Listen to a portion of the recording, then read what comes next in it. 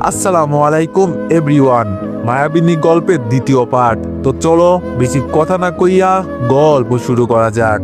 কি হয়েছে মাধবী, এভাবে কান্না করছিস কেন? মাধবী কিছু বলছে না, শুধু কান্না করেই যাচ্ছে। আম্মু বলল, মা আমার কি হয়েছে তোর, এইভাবে কান্না করছিস কেন? আর তোর ঠোঁটে কি হয়েছে, এভাবে রক্ত জমে আছে কেন? আমি কিছু বলছি না, আরো জোরে জোরে কান্না করতে শুরু করলাম। বাসার সবাই এক জায়গায় জড়ো হয়ে গেছে। আমি এবার বলতে শুরু করলাম, ওই ভাইয়াটা আমার সাথে খুব খারাপ ব্যবহার করেছে, আমাকে জড়িয়ে ধরেছে আর আমার ঠোঁটে কামড় দিয়েছে। আমার কথা শুনে সবাই মিটমিট করে হাসতেছে, কিছুই বুঝতে পারলাম না। মামি মিজানকে ডাকতে শুরু করলো, মিজান, ওই মিজান, কই তুই, নিচে আয় তাড়াতাড়ি। মিজান চিৎকারের আওয়াজ শুনে তাড়াতাড়ি করে নিচে আসলো। মিজান বলল, কি হয়েছে আন্টি, ডাকছো কেন? মামি বলল, মাধবীর সাথে কি করেছিস? মিজান বলল, কেন, কি করেছি? মামি বলল, তুই নাকি ওর ঠোঁটে কামড় দিয়েছিস। মিজান বলল, হায় আল্লাহ, এই মেয়েটা সত্যি অবুঝ, এইসব কথা কেউ বলে? আল্লাহ, আমি তো আর শেষ। এই মেয়েটা তো আমার মান সম্মান পুরো শেষ করে দিল। এখন কি বলবো বুঝতে পারছি না, কি করব, মেয়েটা এত বোকা। আমি খুব অসহায় দৃষ্টিতে তাকিয়ে রইলাম, বুঝতে পারছি না। অনেক কিছু চিন্তা করার পর কিছু বলতে পারলাম না, এক দৌড়ে আবার উপরে চলে আসলাম। আমি তো এখনো বিশ্বাস করতে পারছি না যে মেয়েটা সবাইকে সবকিছু বলে দিয়েছে। হায় আল্লাহ, এই মেয়েটাকে যদি বিয়ে করি তাহলে বাসর রাতে কি হবে, ওইগুলো তো সবাইকে ডেকে ডেকে বলবে। আব্বু কি আর মেয়ে পেল না, এই মেয়েটাকেই আমার জন্য রেখে গেল। মাধবী মনে মনে বলল, দেখেন এখন কেমন লাগে, সবার সামনে দিলাম তো লজ্জা, আর আসতে পারবেন না কারোর সামনে। বাবু সোনা, আমাকে কি বোকা পাইছো? ছোট হতে পারি কিন্তু বোকা না চান্দু, আমি সব বুঝি, কিন্তু তোমার সাথে সবসময় অবুঝ হয়ে থাকবো। সবাই মিলে বিয়ের মার্কেট করার জন্য চলে গেলাম। সবার এখনো কেনাকাটা অনেক বাকি আছে, আমার কেনাকাটা শেষ, আমি বাড়ি ফিরবো। আমি আম্মুকে বললাম, আম্মু বাসায় যাব, আমার মাথায় প্রচন্ড ব্যথা করছে। আম্মু বলল, বাসায় যাবি মানে? বাসায় তো কেউ নেই, এক কাজ কর, তুই একটা রিক্সা নিয়ে বাসায় চলে যা, আমরা পরে আসছি। আমিও একটা রিক্সায় উঠে বাসায় চলে আসলাম। সত্যি কথা বলতে আমার মাথা ব্যথা করছে না, ওই লোকটাকে দেখতে খুব ইচ্ছে করছে। আমি তো প্রথম দেখাতেই ওই লোকটার প্রতি সেই ক্রাশ খেয়েছি। অনেক স্মার্ট, হ্যান্ডসাম এবং দুষ্টু, আমার অনেক ভালো লাগছে। বাসায় তো চলে আসলাম, কিন্তু ওই লোকটা কোথায়? উনি কি আদৌ বাসায় আছে নাকি নেই? বাসায় না থাকলে শুধু শুধু আমি একা বসে কি করব? চারিদিকে লোকটাকে খুঁজতে লাগলাম, কোথাও পাচ্ছি না। আমি এবার লোকটার রুমে উকি দিয়ে দেখলাম, আরে বাহ, এ তো আমার মহারাজা, এখনো ঘুমিয়ে আছে। যাই একটু বিরক্ত করে আসি। সকালে আমার সাথে যা ইচ্ছা তাই করেছে, ভেবেছে আমি বোকা, কিছু বুঝি না। এখন বোঝাবো আমি কি বুঝি আর বুঝি না। চুপি চুপি আমি উনার রুমে ঢুকলাম, আস্তে করে দরজাটা লাগিয়ে দিয়ে উনার বিছানার পাশে দাঁড়ালাম। আরে বাহ, কি সুন্দর করে ঘুমাচ্ছে। দাঁড়ান, আপনার ঘুমের 12টা বাজাচ্ছি। আস্তে আস্তে উনার কাছে গেলাম, বিছানার এক কোণে বসে রইলাম আর ভাবতে লাগলাম কি করব। অনেক চিন্তা ভাবনার পরে খুঁজে পেলাম, সকালে তো উনি আমার ঠোঁটে কামড় দিয়েছে, এখন না হয় আমি দিই কামড়। কোনো কিছু চিন্তা ভাবনা না করেই দিলাম চারটো ট্যাগ করে। আরে বাহ, অনেক ভালো লাগছে, কেমন জানি একটু নড়াচড়া করছে, মনে হয় ঘুম ভেঙে যাচ্ছে। তাই তাড়াতাড়ি করে কামড় দিলাম ঠোঁটে। কামড় দেওয়ার সাথে সাথে লোকটা চিৎকার করে উঠলো। বিজান বলল, উফ, এই মেয়ে, তোমার মাথা ঠিক আছে? ঘুমের মধ্যে আমার ঠোঁটে কামড় দিলেন কেন? আমি বললাম, কেন, আপনি সকালে যে আমার ঠোঁটে কামড় দিছেন তাই আমিও দিলাম। তো এভরিওয়ান, গল্পটি মেয়ের দিক থেকে বলা হচ্ছে, তো সবাই একটু মানিয়ে নিও। মিজান বলল, তাই বুঝি, আমি তো মনে করছিলাম আমার হবু বউটা একদম বোকা, কিন্তু এখন তো দেখছি আমার থেকে এক পা এগিয়ে। দাঁড়াও, তোমাকে দেখাচ্ছি মজা। আমি বললাম, দেখুন ভাইয়া, আপনি আমাকে সকালে কিস করেছেন, তাই আমিও সেটা ফেরত দিলাম। তাছাড়া আর কিছু বলতেই পারলাম না। তার আগেই কোথা থেকে একটা মেয়ে চলে আসে, সাথে সাথে মিজান আমাকে ছেড়ে একটু দূরে গিয়ে দাঁড়াই। মিজান বলল, আরে নুসরাত, তুমি এইখানে হঠাৎ কি মনে করে আমাদের বাসায়? আগে তো কখনো আসো নাই, কি ব্যাপার? নুসরাত বলল, ভেবেছিলাম একবারই আসবো, কিন্তু তার হলো না। শুনলাম তোমার বোনের বিয়ে, তাই চলে আসলাম। মিজান বলল, ভালো হয়েছে তুমি এসেছো, আমি তো তোমাকে বলতে চাইছিলাম আজকে কল করে। নুসরাত বলল, সবকিছু ঠিক আছে, কিন্তু তোমার পাশে ওই মেয়েটাকে, আর তুমি ওই মেয়েটাকে জড়িয়ে ধরেছিলে কেন? মিজান বলল, ও মাধবী, আমার হবু বউ, তোমার ভাবি। আমার দিকে তাকিয়ে বলল, মাধবী, এই হলো আমার ফ্রেন্ড। আমি কিছু বললাম না। হঠাৎ করে মেয়েটা মিজানকে জড়িয়ে ধরে কান্না শুরু করলো। নুসরাত বলল, আমি তোমাকে ভালোবাসি মিজান, তুমি শুধু আমার, আমি মরে যাব তোমাকে না পেলে। মিজান বলল, এইসব কি বলছো তুমি? তুমি শুধু আমার ফ্রেন্ড, আর কিছু না। নুসরাত বলল, আমি মানি না। কিসের ফ্রেন্ড? আমি তোমাকে ভালোবাসি মিজান, এত বছর ধরে তোমার পাশে আছি, তুমি কি কিছু বোঝো না? মিজান বলল, আরে আমরা খুব ভালো বন্ধু, তাছাড়া আমি মাধবীকে বিয়ে করব, অন্য কাউকে না। ওর জন্য কখনো কোনো মেয়ের দিকে তাকাইনি। নুসরাত বলল, তোমার মাথা খারাপ হয়ে গেছে নাকি? এই পিচ্চি মেয়েটাকে বিয়ে করবে? এই মেয়ে তো এখনো নিজের হাতে খাবার খেতে পারে না। তুমি কোথায় আর এই মেয়েটা কোথায়? মিজান বলল, দেখো নুসরাত, তুমি পাগলামি করো না, তুমি আমার খুব ভালো বন্ধু। আমি চাইলেও পারবো না তোমাকে বিয়ে করতে, কারণ মাধবী যখন ছোট্ট ছিল তখন আমার আব্বু আমাদের বিয়ে ঠিক করে রেখেছে। আজকে হয়তো আব্বু নেই, কিন্তু ছেলে হিসাবে আমার দায়িত্ব আব্বুর কথা রাখা। নুসরাত বলল, তোমার মাথা খারাপ হয়ে গেছে? এইটুকু একটা মেয়ে কি বোঝে সংসারের? আমি যদি তোমাকে না পাই তাহলে আত্মহত্যা করব। আমি কিছু বলছি না, শুধু দেখছি, ভালো লাগছে না, তাই মিজানের রুম থেকে বেরিয়ে দেখি সবাই চলে এসেছে। আমি বললাম, আম্মু, আমি তোমার সাথে কিছু কথা বলতে চাই। আম্মু বলল, কথা পরে বলবি, আগে দেখ তো শাড়িটা কেমন হয়েছে, তোর জন্য এনেছি। আমি বললাম, আম্মু, আমি এই বিয়ে করতে পারবো না। আমার কথা শুনে সবাই অবাক হয়ে তাকিয়ে আছে। আব্বু বলল, কেন পারবি না? সমস্যা কোথায়? মিজান কি তোকে কিছু বলেছে? আমি ভয়ে ভয়ে আব্বুর দিকে তাকিয়ে, আব্বু দেখে অনেক রেগে আছে। আমি বললাম, আমি একটা ছেলেকে ভালোবাসি, তাই মিজান ভাইয়াকে আমি বিয়ে করতে পারবো না। চোখ বন্ধ করে বলে দিলাম। কথাটা বলার সাথে সাথে দুই গালে দুইটা থাপ্পড় মেরে দিল আব্বু। থাপ্পড়ের জোর সামলাতে না পেরে দেয়ালের সাথে ধাক্কা লাগে আমার, কপাল কেটে যায়, অনেক রক্ত পড়ছে টপ টপ করে। প্রথমে আমি কিছু বুঝতে পারি নাই, বুঝার আগেই চোখের সামনে অন্ধকার নেমে আসে, আমি অজ্ঞান হয়ে পড়ি। আম্মু দৌড়ে গিয়ে আমাকে জড়িয়ে ধরে কান্না করা শুরু করলো। আম্মু বলল, মা চোখ খোল মা, কি হয়েছে তোর? তাকিয়ে দেখ মা, এইটা কি করলে? আমার মেয়ের গায়ে হাত তুলতে পারলে তুমি? আমি আমার মেয়েকে নিয়ে চলে যাব। আব্বু বলল, কোথাও যাওয়া হবে না, আমার কথা ছাড়া এক পা বাড়ালে খবর আছে, আর এই মেয়েটা আমার, তাই কোনটা ভালো কোনটা খারাপ আমি বুঝবো, এই বিয়েটা হবে, বলেই চলে গেল। যখন আমার জ্ঞান ফিরল, তাকিয়ে দেখি আমি বিছানায় শুয়ে আছি, পাশে আব্বু বসে কান্না করছে। আমি বললাম, আব্বু কি হয়েছে, তুমি কান্না করছো কেন? আব্বু বলল, মারে, আমাকে মাফ করে দে, আমি তোর গায়ে হাত তুলছি, আমি চাই তুই সবসময় হাসি খুশি থাক, কিন্তু এই বিয়েটা যদি না করিস আমি যে মরেও শান্তি পাবো না। আমার বন্ধুকে কথা দিয়েছিলাম, প্লিজ মা, এই বিয়েটা তুই কর। আমি কি করব বুঝতে পারছি না। এইদিকে আমার আব্বু, যে কিনা সেই ছোট্ট থেকে আমাকে বুকে আগলে রেখেছে, আর অন্যদিকে ওই আপুটা যে মিজানকে না পেলে মরে যাবে। আমি কিছু বললাম না, চুপ করে রইলাম। আব্বু কিছুক্ষণ পর চলে গেল। তাকিয়ে দেখি মিজান আসছে। মিজান বলল, এই কি সমস্যা তোর?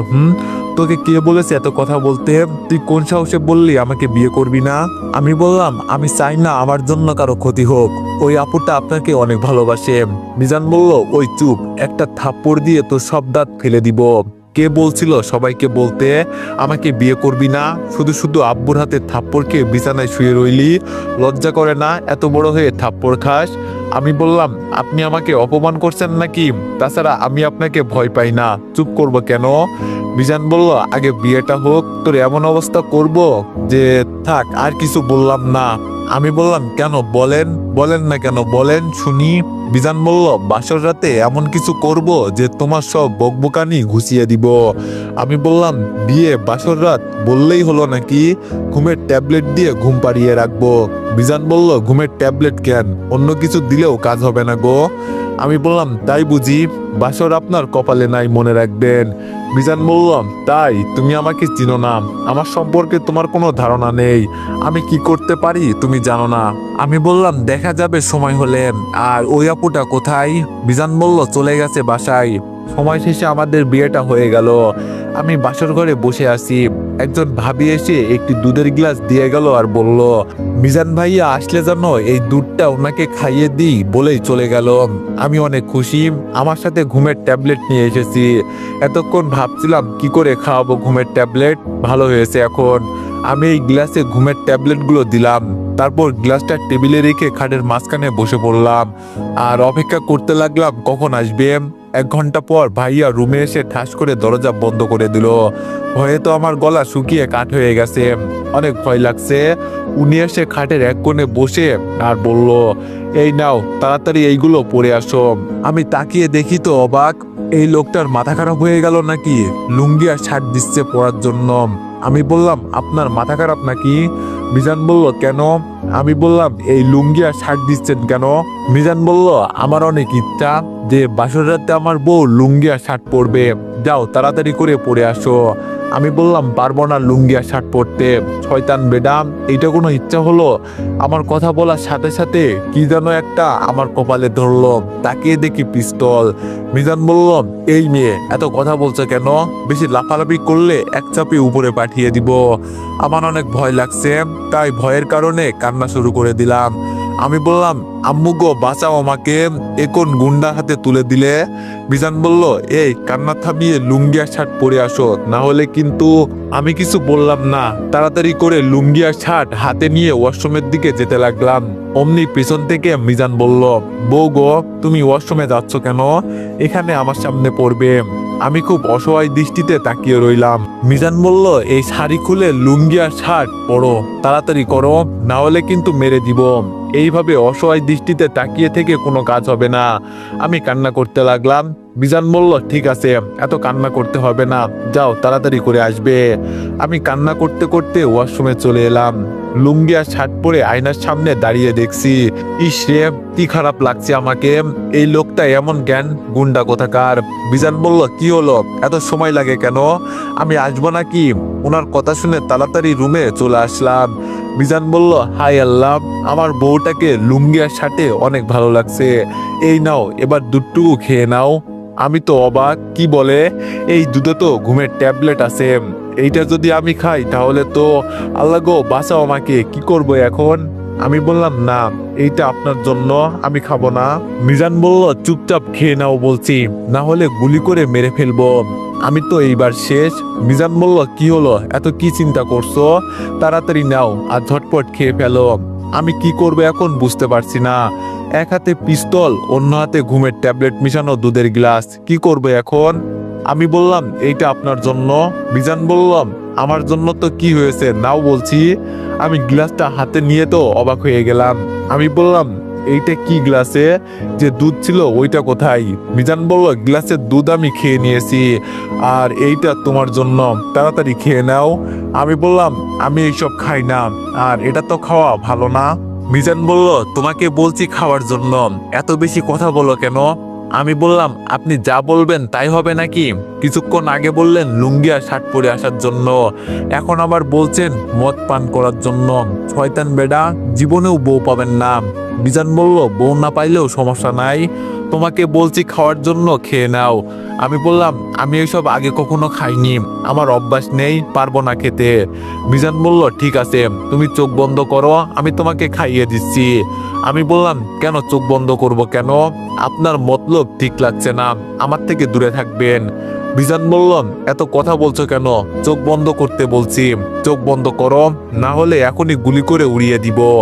আমি বললাম, ও আম্মু আব্বু গো, কই তোমরা? কার হাতে তুলে দিছো আমাকে? কথাই কথাই বলে গুলি করে দিবে। মিজান বলল, আরে ওই চুপ, চোখ বন্ধ করবা কিনা? আর এত কান্না করার কি আছে? যদি আবার কান্না করো তাহলে তোমাকে এমন অবস্থা করব। আমি বললাম, আপনি আমাকে হুমকি দিচ্ছেন? আমি কিন্তু ভয় পাই না আপনাকে, শুধু ভয় পাই আপনার হাতের পিস্তলটাকে। আপনার হাতে যদি পিস্তল না থাকতো তাহলে আমি আপনার এমন অবস্থা করতাম যে আপনি নিজেও ভাবতে পারতেন না। মিজান বলল, চুপ, চোখ বন্ধ করো, তোমাকে খাইয়ে দিচ্ছি। আমি বললাম, না আপনার প্রয়োজন নেই, আমার নিজের হাতে আমি খেতে পারবো। হে আল্লাহ, তুমি কোন পাপের কারণে এই মাসুম বাচ্চার কপালে এইরকম একটা গুন্ডা ছেলেকে দিলে? আমি গ্লাসটা হাতে নিই, অনেক বাজে গন্ধ। আমি তো হাতে নিয়ে তাকিয়ে দেখছি কি করে খাবো। মিজান বলল, কি এত চিন্তা করছো? তুমি নিজে খাবে নাকি আমি খাইয়ে দিব? ওনার কথা শুনে খুব ভয় লাগছে। অবশেষে নিরুপায় হয়ে এক চুমুকে খেয়ে নিলাম। আমার মাথাটা কেমন করছে। মিজান বলল, তুমি একটু বেশি কথা বলো, তাই এই মদের নেশায় তোমাকে মাতাল করতে হলো, সরি। আমি বললাম, আপনি একটু বেশি বুঝেন, তাই আমিও আপনার দুধের গ্লাসে ঘুমের ট্যাবলেট মিশিয়ে দিয়েছি। মিজান বলল, আরে পাগলি, আমি খাইনি, ওই গ্লাসে দুধ ফেলে দিয়েছি। তুমি তো বিয়ার আগেই বলেছিলে ঘুমের ট্যাবলেট খাওয়াবে। আমি জানি তুমি যা বলবে তাই করবে। এখন কি করবে বলো? তুমি হেরে গেলে আমি তো তোমাকে এখন কিছু একটা করব। আমি বললাম, আরে ওই গুন্ডা কোথাকার বদমাইশ ছেলে, আমাকে কি বোকা মনে হয় আপনার? আপনি যে মদের বোতল আনছেন এবং খাটের নিচে রাখছেন ওইটা আমি জানি, তাই সব মদ ফেলে দিয়ে 7 আপ রাখছি। আমি তো এখন মদ পান করি নাই, মাতাল বানাবেন কি করে? মিজান বলল, ওরে আল্লাহ, এই পিচি তো আমার থেকেও বেশি চালাক। তুমি যখন মাতাল হও নাই, এখন তোমাকে মাতাল করব, আমার নেশায় আসক্ত করব তোমাকে। আমি বললাম, কি ব্যাপার, আপনি আমার দিকে আসছেন কেন? দেখুন, আমার কাছে আসবেন না। আমি নিরীহ প্রাণী, খুব অবুঝ এবং ছোট্ট একটি মেয়ে। আমার কাছে আসলে কিন্তু আপনার নামে মামলা করব।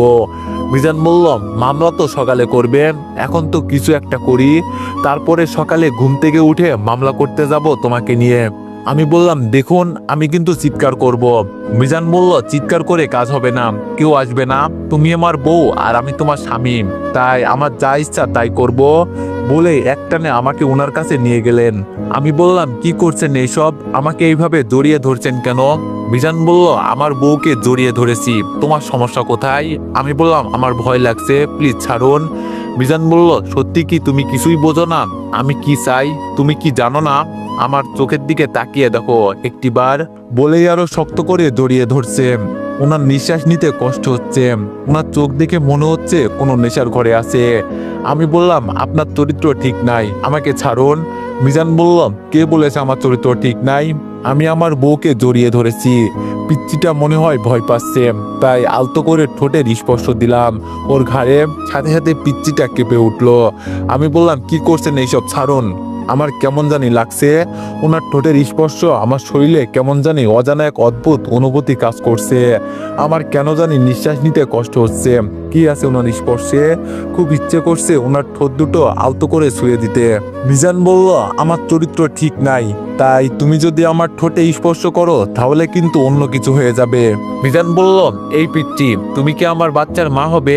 মাধবী বলল, হুম। মিজান বলল, সত্যি তো? তাহলে তোমাকে অনেক কষ্ট সহ্য করতে হবে। আমি কিন্তু অনেক দুষ্টু, তোমাকে অনেক জ্বালাবো। তারপর দুইজন হারিয়ে গেলাম। বাসর ঘরে কি হয় ওইটা আর বলবো না আপনাদের, বিয়ে করে জেনে নিবেন। ওরা বাসর করছে, আপনারা চোখ বন্ধ করে রাখবেন, অন্যের বাসর দেখতে নেই। গল্পে আসি এইবার। ফজরের আজানের ধ্বনি শুনে আমার ঘুম ভেঙে গেছে। তাকিয়ে দেখি ওই গুন্ডা স্বামীটা আমাকে জড়িয়ে ধরে ঘুমিয়ে আছে। ভালো করে সবকিছু দেখলাম। কালকে রাতের কথা মনে পড়তেই যেন মাথায় আকাশ ভেঙে পড়লো। আমি তো কান্না করা শুরু করলাম।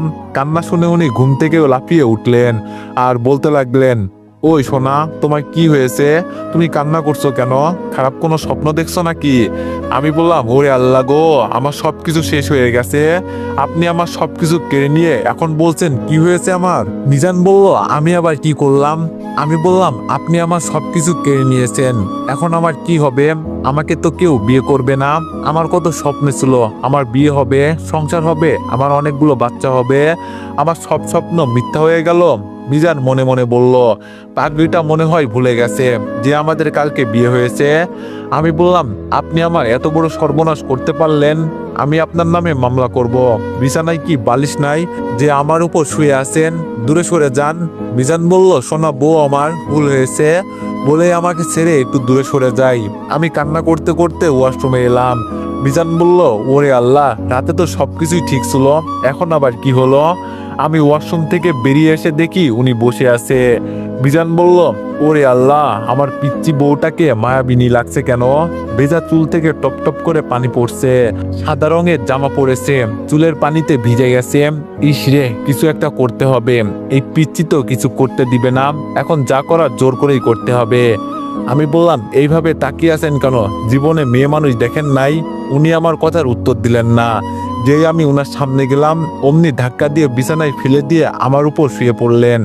আমি কিছু বলতে যাব তার আগে একটা উন্না দিয়ে আমার বুক বেঁধে দিলেন। অনেক কান্না পাচ্ছে আমার।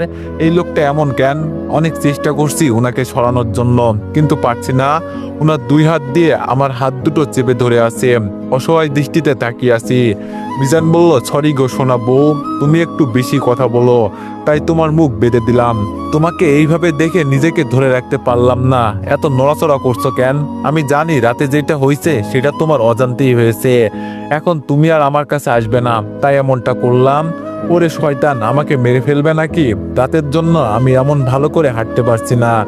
এখন যদি কিছু করে আমি তো শেষ। কি করব কিছু বলতেও পারছি না। মুখ বেঁধে দিয়েছে। উনি আছেন উনার নেশার ঘরে। কিছুক্ষণ পরে উনার বোন আসে দরজায় টোকা দিল। আপু বলল, মিজান, এই মিজান, দরজা খুলতো। মিজান বলল, হায় আল্লাহ, কি করে দরজা খুলবো? মিজান বলল, এত সকালে ডাকছিস কেন? ঘুমাচ্ছি তো। আপু বলল, এখনো ঘুমিয়ে আছিস তুই? তাড়াতাড়ি উঠে ফ্রেশ হয়ে নাস্তা করতে আয়। মাধবী কি এখনো ঘুমিয়ে আছে? মিজান বলল, মাধবী ঘুমিয়ে আছে, তুই যা, আমরা আসছি। আমি মনে মনে বললাম, শয়তান বেডাম, আমি ঘুমিয়ে আছি, একবার মুখের বাঁধন খুলে দে, তারপর দেখাচ্ছি। আপু বলল, ঠিক আছে, আমি গেলাম, তাড়াতাড়ি আয়।